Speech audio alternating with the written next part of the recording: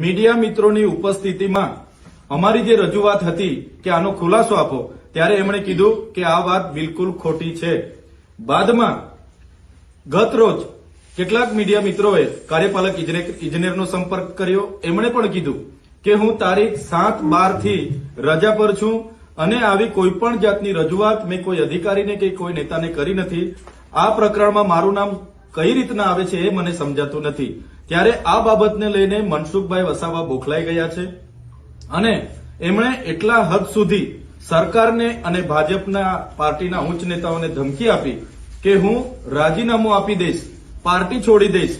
એટલે ઉપરથી સરકારે કલેક્ટરશ્રીને સમજાવ્યા કે ભાઈ સત્તા સામે શાણપણ સારું ના લાગે, તમે અમારી ગુજરાતમાં અને કેન્દ્રમાં સરકાર છે, અમે કહીશું એ પ્રકારે તમે આવતીકાલે બોલી દેજો.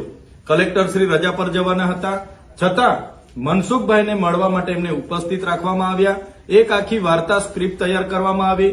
મનસુખભાઈ વસાવા પોતાના મોરચા સાથે ત્યાં પહોંચે છે અને કલેક્ટરશ્રી કહે છે કે હેલિકોપ્ટર જયારે ઉડી ગયું ને હેલીપેડ પર થયેલી વાત પ્રમાણે હું તમારી વાત સાથે સહમત છું. ભાઈ, ઓફિસની અને હેલીપેડની વાત આમાં આવે ક્યાંથી? આપણે 75 લાખના તોડના તમે જે આક્ષેપ મારા પર કર્યા હતા એની ખુલાસાની વાત કલેક્ટરને કીધી હતી અને કલેક્ટરે ચોખ્ખી આ વાત ખોટી છે એવું કીધું. આજે કલેક્ટર જયારે એમને સમર્થન આપતા હોય તો તમે બંધારણીય પદ પર બેસીને બે મોડાની વાત કરો એ વ્યાજબી નથી. તમે અમે જે માહિતી માંગી છે એ માહિતી તમે અમને આપી દો અને અમે જે ખુલાસો માંગ્યો છે એ ખુલાસો પણ દિન 7માં કલેક્ટરશ્રી અમને આપે. અમારા